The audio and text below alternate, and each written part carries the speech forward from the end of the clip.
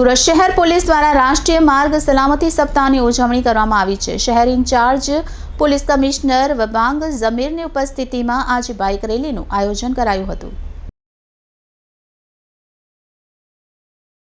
માર્ગ સલામતી અંગે લોકોને જાગૃત કરવા માર્ગ પરિવહન અને હાઈવે મંત્રાલય દ્વારા 1989 થી જાન્યુઆરીમાં માર્ગ સલામતી સપ્તાહ ઉજવવામાં આવે છે।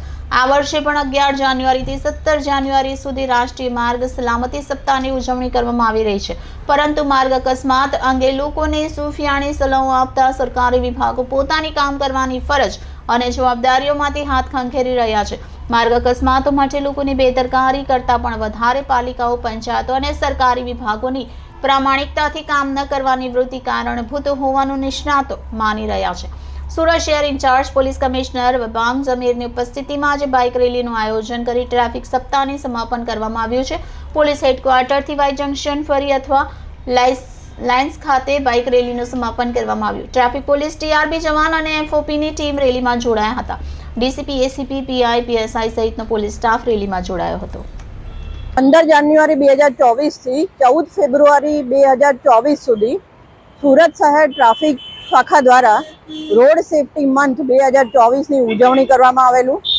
આ રોડ સેફટી મંથનો જે મુખ્ય હેતુ છે એ લોકો ટ્રાફિકના નિયમો બાબતે જાગૃત બને, ટ્રાફિકના નિયમોનું પાલન કરે અને રોડ અકસ્માતમાં કઈ રીતે ટ્રાફિકના નિયમોનું પાલન કરવાથી અકસ્માતમાં ઘટાડો લાવી શકાય એ મુખ્ય હેતુ હતો।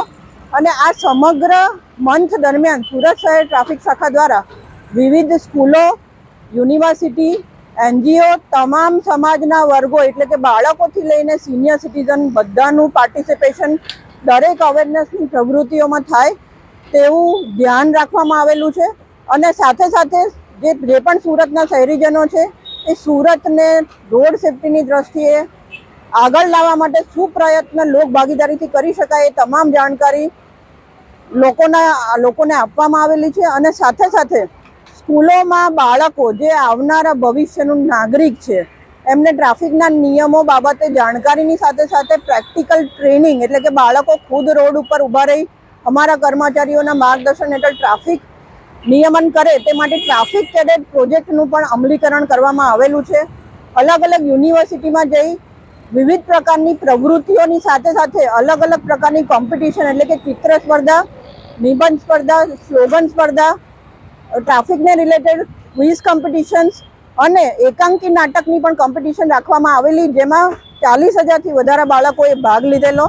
અને એમાં જે પણ બાળકોને ફર્સ્ટ, સેકન્ડ, થર્ડ આવે એમને પ્રોત્સાહિત કરીને ઇનામોની સાથે સાથે મોમેન્ટો અને સર્ટિફિકેટનું પણ વિતરણ કરવામાં આવેલું છે।